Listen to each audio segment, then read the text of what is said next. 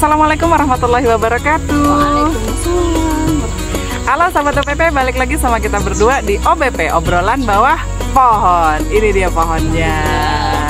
Bagaimana kabar puasanya sahabat OBP? Puasanya mah baik-baik aja ya.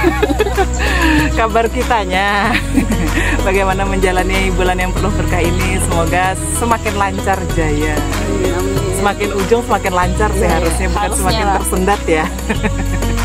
Karena biasanya makin ujung makin lelah gitu. Nah itu dia tuh, kadang udah sisa-sisa tenaga, kemudian udah banyak aktivitas, kan mau mudik. Nah iya bener banget, pas banget. Nah bahasan kita satu ini kali ini mau ngebahas ketika ini nih lagi puasa di perjalanan, kira-kira nih apa yang harus dilakukan atau rambu-rambunya apa supaya puasanya tetap lancar, menuju ke tempat silaturahminya juga lancar.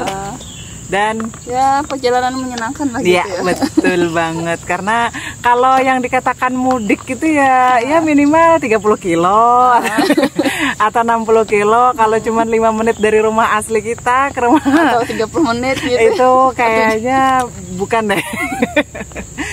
Oke, bener banget. Jadi momen Idul Fitri adalah momen dimana ngumpulnya seluruh keluarga gitu ya. Dan juga ini benar-benar ini ya khosnya umat Islam gitu ya, ketika hari raya itu benar-benar digunakan buat ajang pencarian zakat. THR. Ajang pencairan zakat. Enggak. Maksudnya buat apa namanya? Ya menyambung apa yang belum tersambung. Iya Bu ya. Jadi ada ternyata di balik Idul Fitri yang gegap gempita itu ada banyak sisi, itu ada sisi spiritual, ada sisi politiknya juga ternyata. Nah apa itu nanti kita bahas bareng-bareng. Jadi kan biasanya ini kan sudah hari yang ke 17 ya, 18 Ramadan ya kita hari ini insya Allah ya. Jadi memang orang yang mudik itu ada yang sudah jauh-jauh hari gitu ya, cari tiket, war tiket. Jadi memang waktunya tuh mau lebih panjang gitu, kumpul-kumpul dengan keluarga.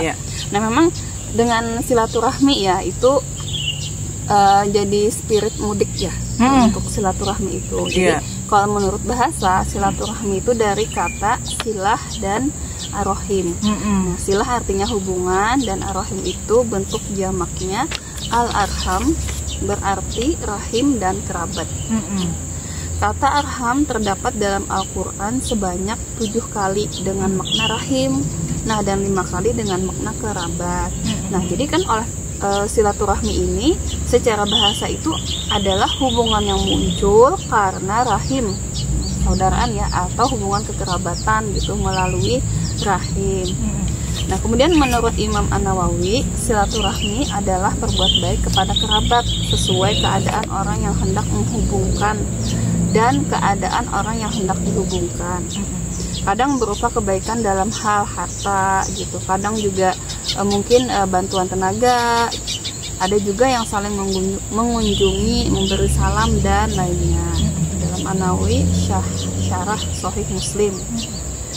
Jadi kemudian momen mudik ini juga ya, itu jadi waktu yang tepat kan kemudian untuk saling berbagi tadi, THR tadi. Nah, tidak sedikit kan orang yang di perantauan gitu ya berjibaku untuk menyisihkan harta bendanya ketika pulang itu. Ya bagi-bagi gitu, walaupun di perantauan penuh dengan derita. Gak ada yang tahu gitu ya. Yang tahu gitu tapi ketika mudik itu pokoknya mudik itu jadi orang yang wah gitu ya. Paling kaya. Aduh, bukan intinya anak berbagi gitu. Diharapkan oleh warga kampung ya. Perantauan ini kan dengan ini ya ikhlas gitu menyisihkan gitu ya. Setidaknya ya ada buah tangan lah gitu ya untuk keluarga. Selain juga itu menambah kemeriahan suasana Lebaran gitu. Nah karena itu juga pada dasarnya kan realisasi dari sabda Nabi SAW, hendaklah kalian saling memberi hadiah, misalnya kalian akan saling mencintai. Hadis riwayat Bukhari. Nah kemudian kan Idul Fitri ya, hari kemenangan ini kan adalah hari yang penuh berkah ya. Selama sebulan penuh kan kita puasa gitu ya. Jadi mengendalikan hawa nafsu itu gitu. Jangankan yang haram gitu, yang halal aja kita tidak boleh memakan pada waktu kita berpuasa. Dan ini betul-betul menjadi madrasah ya bagi kita itu untuk menempa ketakwaan sebagaimana di Quran surah Al-Baqarah itu. Nah, meskipun gitu ya Budian ya, momentum mudik ini boleh dibilang jadi semacam obat penenang lah gitu, apalagi kan orang yang tadi di perantauan ya. Nah, tetapi gitu kan masyarakat itu dihadapkan dengan realita ketika kendala lah selama mudik gitu. Nah, mudik yang biasanya itu kan nggak ada ya paling cepat kan mudik tuh setengah bulan lah dari bulan Ramadan ini. Ada kan yang di akhir-akhir Ramadan gitu. Ya, nah, karena baru dapat cuti. Baru dapat cuti gitu juga. Kemudian kan padahal kalau di kajian jadi OBP kita sebelumnya itu akhir Ramadan ini adalah momen-momen mendulang pahala itu bener gitu. banget. Nah, karena ada tadi fakta mudik gitulah, itu bisa malah membuat militansi umat yang harusnya mengencangkan ibadah di akhir Ramadan itu jadi mulai kendor gitu, nah dengan itu dia. Itu tadi serba-serbi mudik itu. Bahkan tidak sedikit ya dari pemudik itu yang malah abai dengan syariat. Nah betul. Nah jadinya spiritual ini kan harusnya tidak lepas ya dari pemahaman secara pribadi gitu ya dalam mewujudkan tradisi mudik yang penuh dengan suasana keimanan. Nah, oh itu berarti mudik dari sisi spiritual. Nah, benar banget. Kalau iya ya, ritual mudik itu ujungnya nanti ketemu keluarga, bahagia, senang-senang. Ya, kemudian tapi di sini juga para pemudik juga kali ini ya nggak hanya kali ini aja, tapi di beberapa tahun yang lalu juga ketika melakukan aktivitas mudik gitu, itu lelahnya dan segala macam itu bertarung dengan kemacetan. Kemudian belum lagi nanti kalau harus misalnya membeli burung terbang kayak gitu, nah harga burung terbang itu tiket pesawat kok burung emang terbang apa kapal terbang burung emang terbang ini efek apa ya efek pengen mudik juga ya. Oh iya boleh deh. Jadi dengan harga tiket yang biasanya sih melonjak ya ketika di momen-momen. Tapi katanya Pak Presiden menurunkan ya. Katanya seberapa tapi kita nggak tahu. Dan kemudian juga rutenya juga gitu. Kadang jadi pemudik itu sudahlah tadi dengan dari sisi spiritual juga bisa jadi ada yang lalai tadi ya sempat disampaikan ketika akhir Ramadan, kemudian ditambah lagi dengan proses mudik jalanan, kemudian sarana dan prasarana yang hari ini yang bikin haduh gitu ya. Jadi belum lagi pembengkakan biaya-biaya gitu kan, tadi misalnya delay dan lain-lain, atau harga yang tiba-tiba terlambat atau atau ditinggal pesawat, ditinggal transportasi yang lain, itu jadi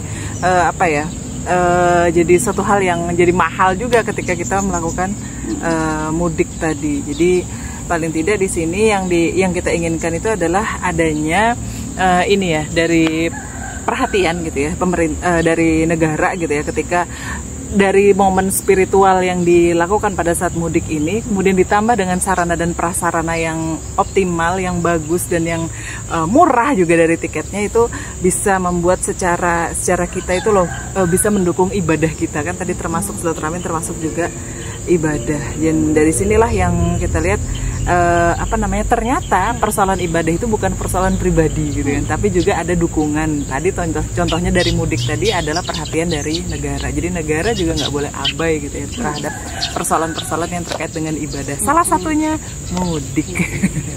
Dan mudiknya ini kan dalam kondisi berpuasa ya. Iya bener banget. Sedangkan kan Islam itu kan sudah mengatur semuanya ya, termasuk dalam hal bagaimana perjalanan ketika sedang berpuasa.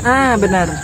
Nah, dan memang kan di dalam Quran surah Al-Baqarah 184 itu ya bahwa barang siapa di antara kalian yang sakit atau dalam perjalanan lalu ia berbuka, maka wajib mengganti sejumlah yang ia tinggalkan pada hari-hari yang lain. Jadi kan ini adalah sebuah keringanan ya bagi umat Islam itu yang melakukan mudik untuk boleh tidak berpuasa gitu. Karena tadi mungkin kendalanya ya dengan berbagai macam adalah sedikit banyaknya gitu. Jadi waktu dulu kan Hamzah bin Amr al-Aslami radhiyallahu anhu adalah seorang yang sering melakukan puasa. Nah, ia bertanya kepada Rasulullah SAW. Beliau menjawab, puasalah jika kamu mau dan berbukalah jika kamu mau. Hadis riwayat Bukhari dan Muslim. Kemudian dari Anas bin Malik radhiyallahu anhu, beliau juga berkata, saya melakukan safar bersama Rasulullah SAW saat Ramadan. Nah, orang yang berpuasa tidak mencela yang tidak berpuasa, yang tidak berpuasa juga tidak mencela yang berpuasa. Hadis riwayat Bukhari dan Muslim. Nah, jadi hadis-hadis tadi yang menjelaskan bahwa boleh tidak berpuasa ya bagi musafir.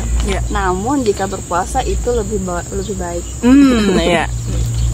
Karena Rasulullah SAW gitu ya pernah berpuasa dalam keadaan safar, dan ia sebagaimana kata Abu Darda ya radhiyallahu anhu, kami keluar bersama Rasulullah SAW saat Ramadan dalam keadaan sangat panas. Kalau dulu ya gimana ya, beda sekarang mudiknya dengan sekarang. Iya, dan di daerahnya di sana kan iya panas. Iya panas. Nah, sampai salah seorang dari kami meletakkan tangannya di atas kepalanya karena panasnya.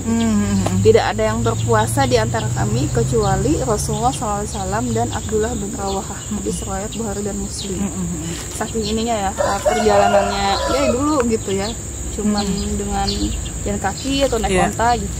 Jadi berdasarkan beberapa hadis Rasulullah SAW ini jelaslah gitu ya bahwa orang yang melakukan safar ini ada rukhsah ya atau keringanan untuk tidak berpuasa. Jika dia mampu berpuasa maka lebih utama untuk tetap berpuasa. Akan tetapi siapa saja kan ada fisiknya lemah atau mungkin dia muntah gitu, mabuk, kan nggak bisa puasa. Harus ada yang masak dulu. Mau tidak mau dia harus batal, cuman wajib mengqadha. Iya benar. Nah, diriwayatkan dari Jabir radhiyallahu anhu, Rasulullah SAW bersabda, bukan termasuk kebaikan berpuasa pada waktu safar. Artinya yang jangan dipaksakan gitu ya. Nah, namun ada hal yang penting gitu ya harus dipahami oleh umat Islam itu, yaitu berapa jarak safarnya hingga membolehkan Islam itu untuk berbuka puasa. Iya, berarti nggak asal ini ya, nggak asal rukhsah gitu. Aku mau mudik gitu kan. Tentang musafir gitu ya. Musafir, kemudian berapa anunya? Saya nggak puasa deh, padahal cuman segini gitu. Ya, misalnya dari Banjarbaru hulu sungai gitu, cuman 4 jam itu juga naik mobil gitu. Iya. Bener banget. Jadi memang ada syaratnya ya sahabat OBP. Jadi safar di sini adalah safar yang syar'i ya. Jadi berpergian itu dengan jarak minimal tertentu sesuai dalil syara. Jadi memang asyari sudah menentukan jaraknya ketika kita bisa mendapatkan rukhsah tidak berpuasa ketika melakukan safar tadi, yaitu safar syar'i itu adalah 4 barit. 1 barit itu adalah 4 farsah, sehingga jarak minimal safar syar'i itu adalah 16 farsah. Jadi beberapa ulama, beberapa imam besar juga banyak yang meriwayatkan atau menghitung-hitung kurang lebihnya jaraknya safar ini. Jadi dari ini ya pengarangnya Ahkamus Shalah Ustadz Ali Ragib gitu di halaman 64, jarak 16 farsah ini sahabat itu sama dengan 81 km. Tapi ada lagi konversi yang lebih teliti gitu ya, sesuai dengan perhitungan Syekh Abdul Qadim Zalum di dalam kitab Al-Amwal Fid Daulah Khilafah halaman 60 gitu ya, dijelaskan 6 farsah itu sama dengan 88,704 km. Nah, jadi itu juga bisa dilihat di bukunya Serial Hukum Islam karangan Abdurrahman Al-Baghdadi. Jadi ketika seseorang bersafar gitu ya dengan jarak safar syar'i, nah itu boleh mendapatkan beberapa konsekuensi hukum syara, jadi boleh mengambil rukhsah tadi gitu ya. Misalnya bolehnya bertayamum, boleh sholatnya diqasar, dijamak gitu ya, dan juga tidak berpuasa Ramadan pada saat itu, tapi harus memenuhi tadi 88,704 km baru boleh. Berarti 89an gitu kan? Iya, kayaknya segitu. Nah itu hitungnya itu jaraknya. Tapi kalau jaraknya jauh banget tuh coba naik pesawat Bu. Iya, tapi kan itu tetap jarak. Tetap jarak. Bisa jadi kan karena kan memang istilahnya tuh konsekuensi dari puasa Ramadan yang karena ujur tadi itu kan memang kan ya karena nanti kan diqadha gitu. Dan yang keringanan kita, Allah memberikan keringanan untuk tidak berpuasa sama di perjalanan itu memang semata-mata karena safarnya itu. Iya, betul. Gitu. Karena di perjalanan termasuk jadi tadi jarak juga ya. Makanya bisa jadi kan ada orang yang sebenarnya dia kuat aja gitu, tapi karena bukan karena misalnya karena dia mabuk, karena apa gitu, tapi memang karena itu bagian dari sudah keringanan yang Allah berikan untuk orang melakukan safar gitu. Tapi lebih utama kalau bisa tetap berpuasa. Karena kalau yang mengambil keringanan juga kalau bukan sebenarnya kendala yang begitu penting ya untuk jadi batal puasanya itu kan nanti mengkodok. Iya, tetap ya keringanan gitu. Tapi tetap dikodok sahabat TPP. Jangan keringanan tapi udah tinggal bablas aja. Enak kan ya makan gitu. Nah, sebagaimana kan Allah Subhanahu wa Ta'ala firman, maka siapa saja di antara kalian ada yang sakit atau dalam perjalanan, wajiblah atas mereka berpuasa sebanyak hari yang ditinggalkannya itu pada hari-hari yang lain. Quran surah Al-Baqarah 184. Kemudian Rasulullah SAW bersabda, sesungguhnya Allah Azza wa Jalla telah meletakkan atau meniadakan puasa dan membagi atau membolehkan qasar salat bagi musafir, serta meletakkan atau meniadakan puasa dari wanita yang sedang hamil dan menyusui. Itu ya keringanannya. Iya, benar banget. Nah, jadi dalam hadis tersebut ya Rasulullah SAW menjelaskan musafir ini dibolehkan tadi meninggalkan puasa itu tanpa menyebutkan sebab apapun. Tadi bukan karena sebab yang karena dia mabuk gitu atau dan lainnya gitu. Tadinya rukhsahnya itu semata-mata karena mereka melakukan safar. Jadi mengkodaknya itu ya ini yang mungkin ujurnya itu ada ujurnya syar'i gitu ya, yang membuat dia itu harus berbuka puasa. Nah itu. Dan ini ya berarti perintahnya di bulan Ramadan kita itu harus full puasa, wajib gitu ya, sebulan penuh, dengan juga dapat dilipat gandakan pahala oleh Allah, janjinya seperti itu. Nah, tapi ketika seorang muslim punya uzur syar'i di sini sahabat, dan yang menghalangi mereka untuk berpuasa, maka ada rukhsah. Tapi setelah itu harus dibayar. Nah, mungkin ini harus garis bawahi. Jadi penghitungannya harus tepat. Apalagi kalau yang perempuan sudah kita pernah bahas ya sahabat di tentang haid, dicek aja. Lagi bulan Ramadan lah, nggak puasa karena haid. Jadi pas makan itu dalam hati ngomong selamat mengkodok. Bukan selamat makan, bukan selamat berbuka, tapi selamat mengkodok di setiap suapan. Enggak tertekan ya biasanya. Iya, jadi makannya tertekan. Oke, segitu dulu video dari kita. Mudah-mudahan ada manfaatnya buat sahabat TPP semuanya, terutama buat kami berdua. Saya Dian Anjarwati. Undur diri. Assalamualaikum warahmatullahi wabarakatuh. Waalaikumsalam.